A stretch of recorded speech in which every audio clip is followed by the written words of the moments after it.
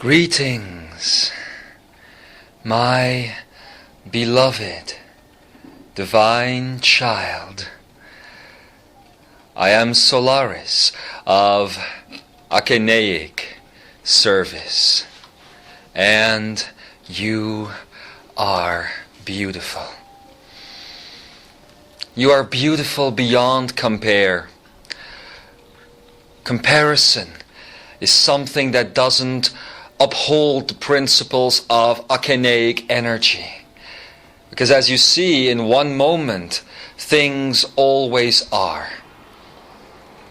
Nothing came before, and nothing to follow. That is true beauty. And that is how my ascended children or brothers and sisters with names like Adamus and Tobias would define beauty. You and I are closer than you might think, especially in these last few hours. As you continue to go through your process, the process to end all process, we are getting closer. For now you have touched the face of the galaxy. You have seen the beauty of the stars. It is your creation. You must always remember that. Last time when I came in, I told you that we were going to play. At first, it must have been strange to you, the explanation that I gave about the light, and how light is that first element to create the inner portal. Now you are beginning to understand. You are beginning to see that that inner portal that I was telling you about is nothing less than creation itself. And you are the portal. You are the creation. And you are the creator. There is nothing else. There is no one to look up to. And there is no one to look down on. Except for when you do this to yourselves. And humanity has the knack to do this, to not recognize one in the other, to not feel the connection, and then to divide. Division is not necessarily a bad type of energy. Division can mean so many different things. That which you would call God, that which you would call spirit, has divided itself. It put itself into little pieces so it could walk around, connect, recognize or not recognize itself. This type of division is a division that creates growth. But it is not a true division. A true division would be a separation. And now you know, after doing the journey that was initiated by Adamus, that true separation cannot really exist. It's just a belief system. You know this now. So yesterday, when we were talking about bending the rules, and we took the first rule of creation, which would be light. We talked about bending that light theoretically. Today, I really want to play with you. Today I want to invite you to start putting what you were taught, or what you were given at least, into practice. And it is a majestical practice. And if you think about it, it's not going to work. If you think about it, and you are going to forget the basic principle of this, and that is that you are already doing it, you see. You're already doing it. So we are talking about bending light. What do you think creates the illusion of form in a holographic universe made up of light? It is the bending of light that creates this. And since you are the conscious creator, since you are consciousness, and consciousness has now become a constant within the universe, this means that you are already working with this light. And you should always remember this, because this is another basic principle. Anything of this type of information or wisdom is never to be learned. It is already there. So all I have to do then is to show you this, to remind you of this, so that you can begin working with it again on a more conscious level. And that is my goal. It has always been the goal. And will always continue to be the goal. I speak to you from the center of all things.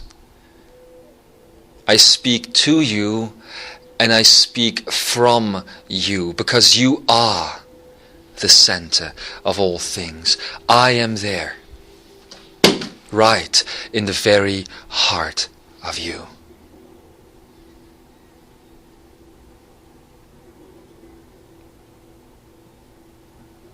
Waiting now, waiting for the dust to settle, waiting for that perfect stillness which in itself captures the moment of growth. There are many who would hear these words or read them or see them being spoken, who feel a sort of aversity towards them, because putting them into practice means letting go of what you were once, and that is human. However, again I place the question in front of you. Is this the type of human that you want to be? One that is small, separate, scared easy. Most people on this planet fear so many different things. Most of all, however, they fear themselves. In fact, they always fear themselves, because anything that can ever hurt them must be self-made, because nothing that happens can really touch you if it isn't created by you, for you are divine. It is the point of this series to bring you into that state of divinity, which has always been your right, which has always belonged to you. And in an effort to put you there, in the coming messages, we are going to have to take you on a journey of creation, as you know. I am beginning with the most difficult one, the most difficult journey, the most difficult exercise. And why would I do that? Some might ask me, Solarys, why are you beginning at the end? Well, because there is no other place to begin. Everything that came before, everything that might lead up to this moment of discovering your true creatorship has already been experienced. And these times, these free energy times, are not there. So you can try again and again and take little baby steps. That is now over. All that remains is the big step. And it is not my love that will carry you there. It is not the love of the Jeshua or the Adamus or any other ascended master. It is the love of self that will get you there. If you think of love as a human, you usually place that sensation somewhere here in the chest. However, love is the core of all things. So instead of putting that love in the macro level of you, of what you can see, your body, it would be so much better if you realize the true nature of the body and all of its little particles, all that makes it up. And then we are talking on the cellular level. You can go even smaller, you can go towards the atomic and the subatomic level, but we are going to stay here on the cellular. If you could feel love in the exact center of all things that is you, you must realize it is not just coming out of your chest. That is just a metaphor. It is inside all of your human cells. For it is the love that is there that is showing you how the illusion of matter could be created in the first place, and that it is indeed not real. Every aspect of matter has this energy. So I could even conclude in saying that your achenaic principle, or the achene, or the achenaic cells that are in your thymus, as you continue this process, are beginning to move into all of your human cells. And this is great news indeed, because it means that you are no longer looking at yourself as a body organism. You are beginning to see yourselves as energy, and when you do look at yourself from the perspective of matter, you are looking at the smallest particles that are making up that matter that would create the human body. So if we are going to begin to do these exercises together, my beloved children, I'm going to have to ask you to change your perspective and to start seeing the achenaic principle in all things. And that includes every cell of your body. Adamus gave you a hint as to why the achenaic principle or the achene or even the achenet couldn't be fully experienced up until now. And what he told you is that it has to do with the blending of the senses. Oh, this is a wonderful exercise indeed, and you should watch it and practice it often.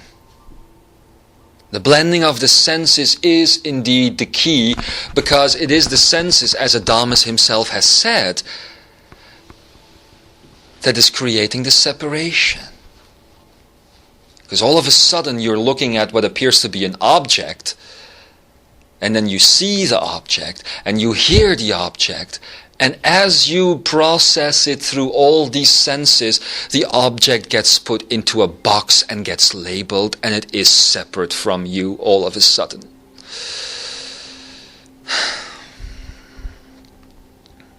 If you blend this, then you interiorize the object once again.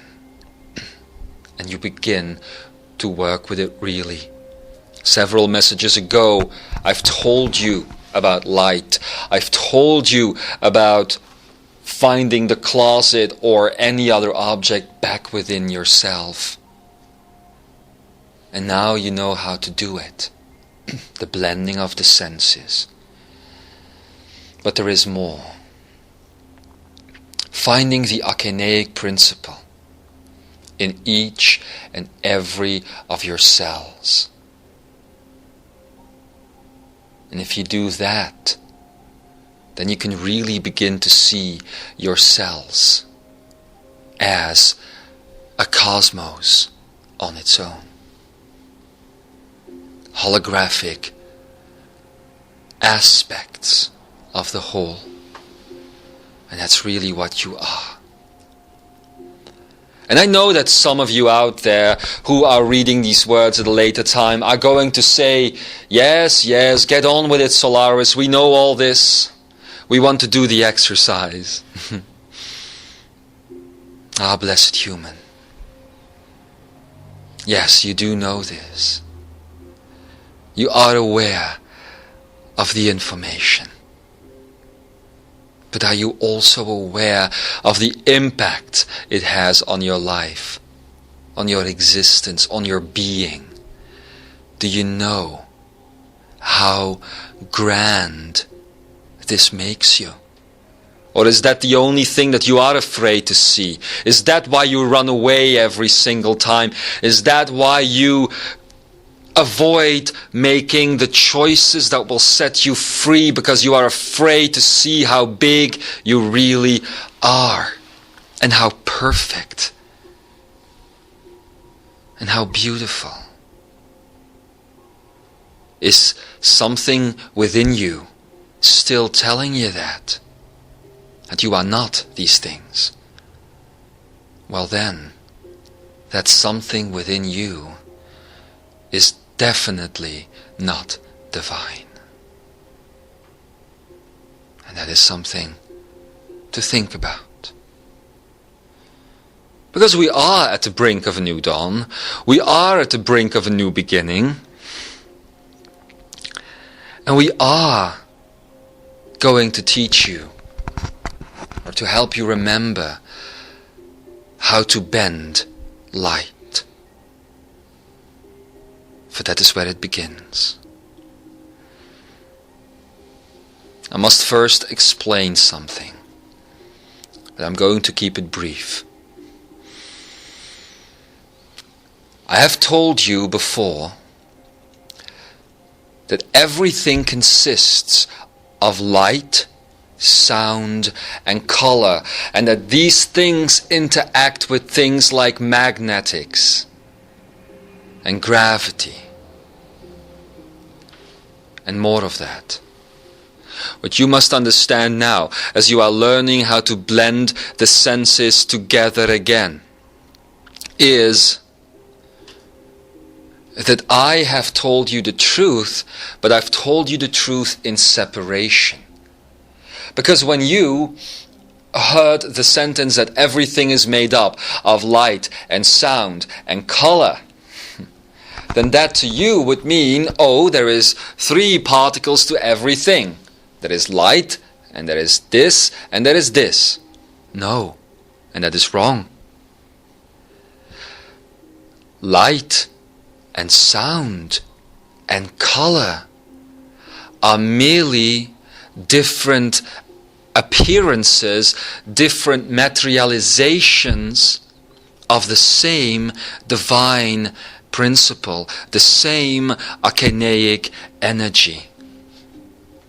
And when this piece of yourself that then would, when it is processed through the rules of separation, would appear to be a closet, for instance, or a bird singing, let's stick to a bird singing, then one of your senses will start translating that energy and it will translate it into sound. Another will translate it into light so that you can see it and touch it. And then another will translate it into color, because color is what you are walking through continuously all the time, if you could only see. And that is what is creating your field of experience. Light is indeed the basics for the holographic universe, but color, if you understand this, is what is making it possible to travel through it. Because color is nothing more than different frequencies of the totality of the vibration that is light. Now, to make you understand this, is to also understand that the light that I'm talking about is a blending of all of these things. When I'm talking about light, and when you are thinking of solar light, for instance, then you are just seeing 1/3 of a possible translation of true arcanaic energy before it arrives into the universe, or the human verse, I should say. Because that is what this is. It is just a collection of thoughts made by humans, which creates a field of translation which appears real to you. So in this blending the senses principle lies great truth, because only when you experience all these things as one, all the different aspects that you would see of one object or feel or hear, only when you blend these things as one, you get to the real truth. Only then can you really start working with light. And that is the light I'm talking about. So when I'm talking about bending light, I'm talking about bending those things that appear to you as much more than light, as true, real indeed. Are we getting the point here? Are we beginning to understand what you are truly capable of? And then also to know that in all of those things that I've talked about now, that are being broken apart in these little things, in these little frequencies that are then picked up by your limited senses, that in all of these things rests the arcane. The same as you, Imzaia, Shambra, Lightworker, the same as you. When others have said humanity is the key, I say that the key is the oneness that humanity is about to discover. Because there are not many races, you see, that do this. There are not many expressions of spirit, of oneness, that would separate themselves like this. I am talking now about the Pleiadians, for instance, or those on Sirius, or on any other planetary system. When they came in, when they materialized themselves into this universe, through all of its dimensions, they never separated themselves the way you do. They always knew about their connection. The key will be turned when that which appears to be separate recognizes itself as one. And you can quote me on that. So there also lies the key to create the inner portal, which in essence is the arcane. If you begin to understand the oneness, then how difficult would it be to bend these things? Let's practice. I invite you to take a good look at the environment you are in right now. Just take a good look. Take it all in. The objects in the room itself, maybe for others who are listening with their headsets on, you are looking at the trees now. Those reading this, lying flat on the ground in nature, maybe you are looking at the clouds now. Just take it all in. Don't try to do anything with it. Don't try to analyze it. Don't try to name it. And stop there for a minute. Look at the objects around you. Look at the things around you. Look at the world around you. And see how difficult it is not to name them. It's almost impossible for the mind. So if you want to have a mind test to see how much percentage mind is there in your energy system, for instance, all you have to do is look around you and see if you are seeing objects that have names, or if you are seeing nameless expressions of self. And don't judge yourself on this. Just accept whatever happens now. What happens when you look around? What happens when you see the things? They appear with names or not. And when you do this, and you do feel the names, allow them to be there. And make it meld away. Focus now on one of the objects that is around you, just one. Think of its name. Think of all the things you have done in your lifetime with such an object or similar objects. Just try to bring a couple of memories to the surface.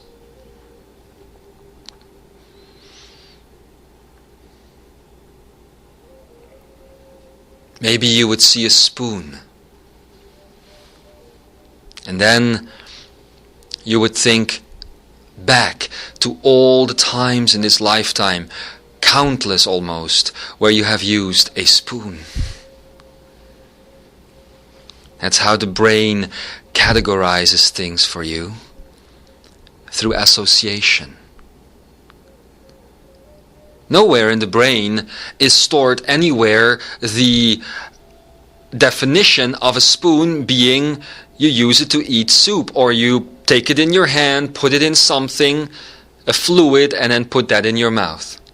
Nowhere. There's no written definition. All there is the association to past events, you see? That's how associations work. So just go through them. Whatever the object is that you're connecting with right now, just go through them.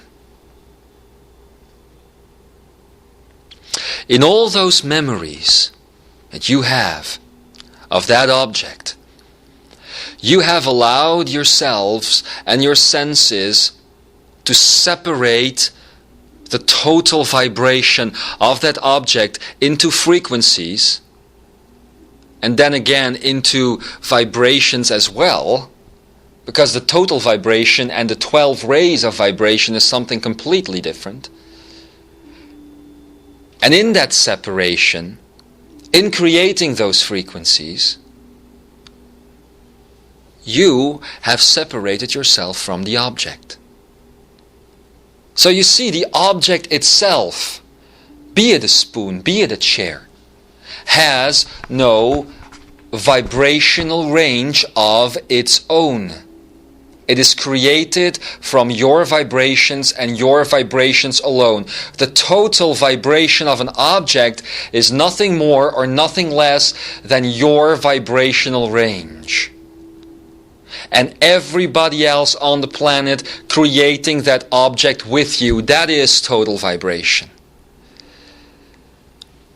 And then you, as a participant in that total vibration, break it down into 12 rays of vibration.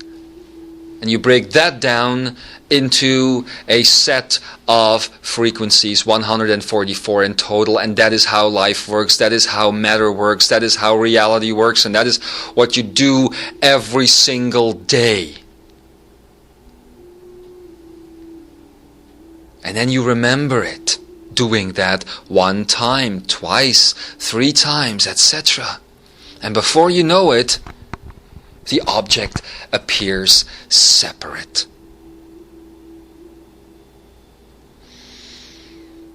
So that is what I meant yesterday when I said that any light can travel to you and kind of gets pulled into your gravity well. Because it has already been coded, you see, by your past memories. And as it then comes in, it is not even seen as new, it is just recognized as old. And that is how an object remains an object in your house. That is how you can travel to the Bahamas and come back and your bed is still a bed. Because normally in these free energy times it would not be necessary for your bed to remain a bed when you were in the Bahamas. Your bed might come back like a giraffe.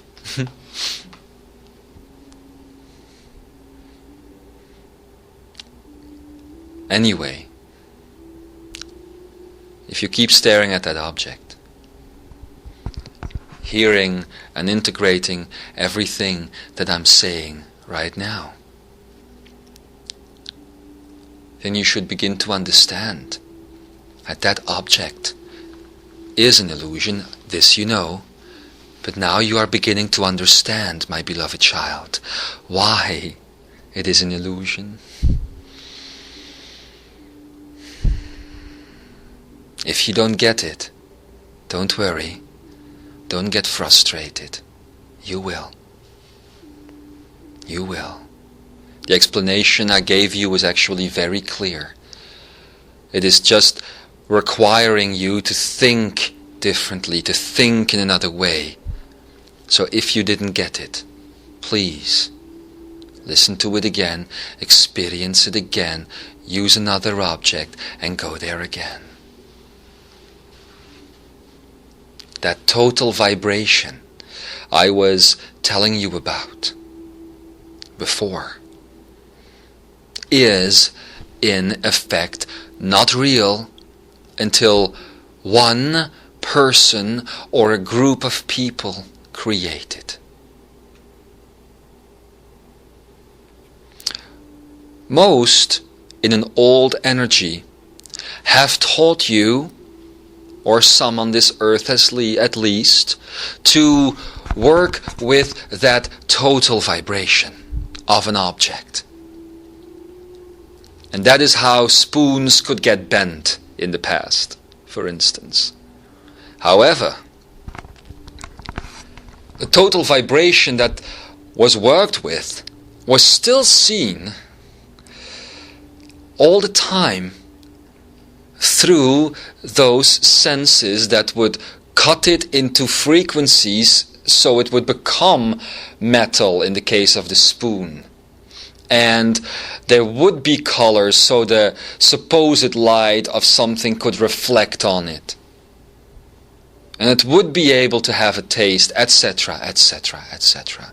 I want you, however, now, in these times, to go beyond that. And that is the importance of the blending of the senses before you do these types of exercises.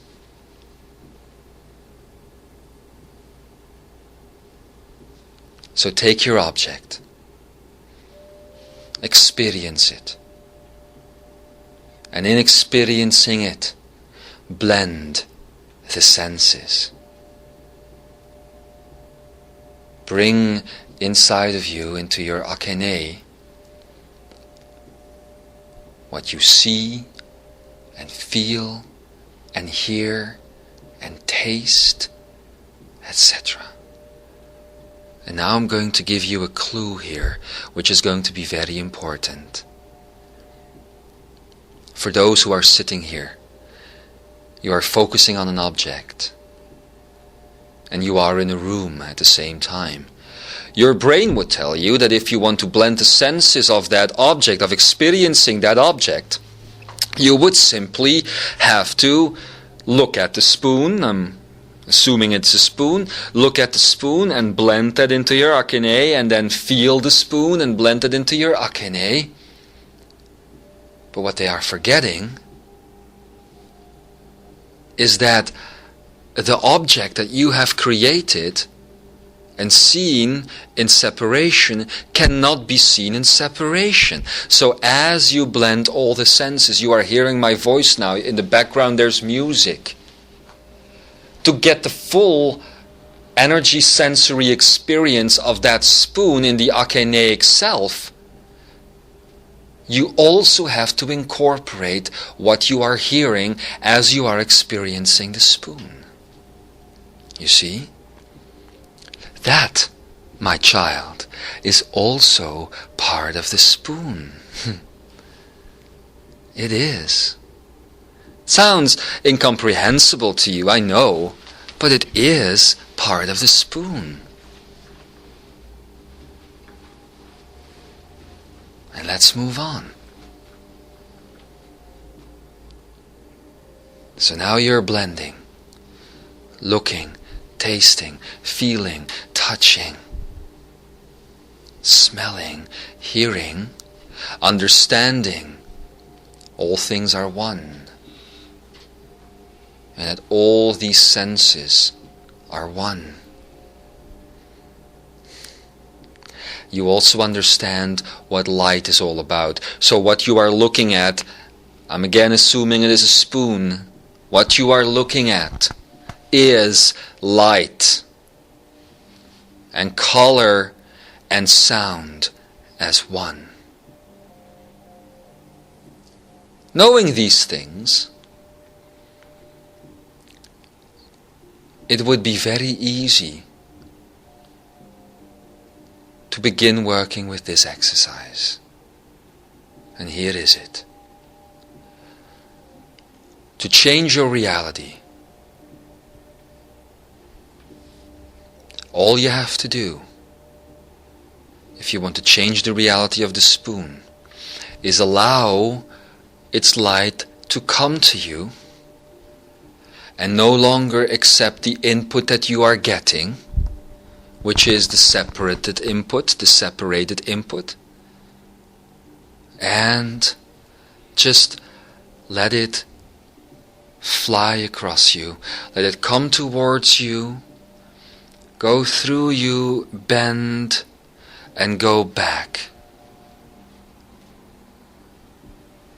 And as it goes back, you are not sending back the separated senses, basically, but you are sending back the akineic vision that you have of it. And as you are sending that back, it becomes literally one with you again. And then you are, in essence, bending light. Because then you can do whatever you want to it.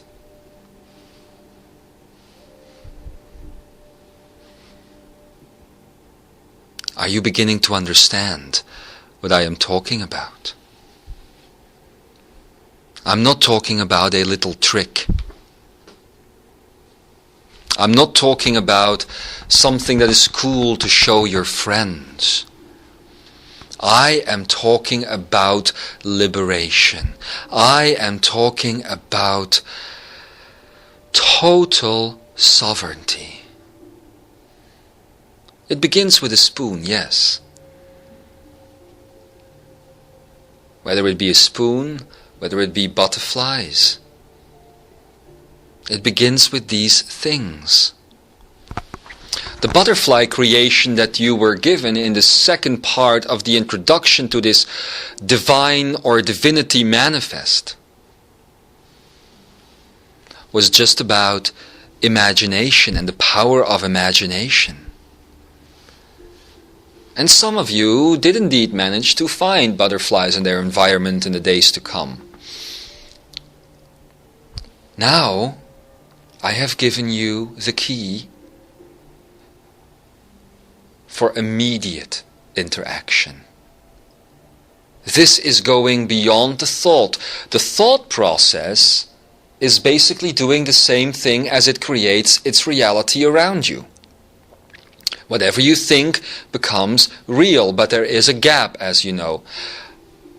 You were also told that the gap was going away. It never meant, however, that whatever you thought would just appear into existence, however. That would be too dangerous. And there will be an intermediate period where you will have to watch out, because to some of you who are very strong creators, in their memories of it, it might indeed happen. But the end result of experiencing your reality is going to be this. And this is basically a step-to-step guide that I have given you now into using your own energy field for creation. I haven't, however, given you the secret ingredient. I feel very much like a grandmother now, giving away her recipes. The secret ingredient, which is never that secret, my children, is love. There is two ways to do this process. One is called manipulating. The other one is called loving. You can very easily manipulate that spoon out of existence. But if you manipulate the spoon out of existence, then you don't care about the spoon, and then you don't recognize the spoon as self. And I have told you that love, the self, is the most important rule of this free energy period. Love the self. So you can't manipulate the spoon out of existence if you are loving the self. Because the spoon is the self. In a loving way, however, then you are blending the spoon again. You are actually, as some would say here, releasing it. Because these objects are pieces of you that basically get trapped.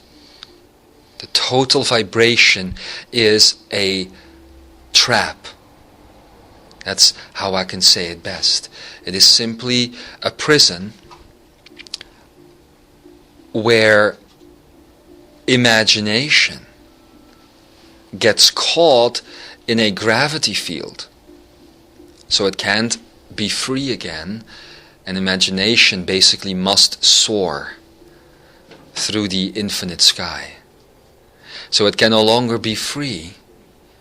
And at the same time, you are not free, because you and the largest part of the population of this world has given a little bit of you to create the total vibration of the concept of spoon. And it is showing up in all spoons in the world. Now, the same thing happens with paradigms. You see, the paradigm of the old humanity is nothing else than a total vibration, only this is not about an object, this is about a way of being. The old human could also be called an object in a way. but merely in a conceptual way, which is then going to kindly fall over you, pour over you, like a little veil that you're wearing, and you don't know that you're wearing it. And that is happening to the concept of the old paradigm of humanity, where a free soul, a free spirit, would be born into this world and immediately be put upon it what it should do and shouldn't do, and what it can do and what it can't do. And that is the old paradigm of humanity. And every human on this planet, almost every human, has given a little bit of himself, herself, to that total vibration. So it is really a creation of self, but not the same self. Not the self I'm talking about. Simply the self, as in personality. So remember these things. And try the exercise that I have now given you often. Remember, it is not about bending a spoon. And I'm not telling you to start bending these spoons also. What I am telling you is how you are creating reality. Remember this. When you are ready with this information, I will come in again and give you the next steps of the process. That is a promise. It is a promise made in a time where things are one. In a time where love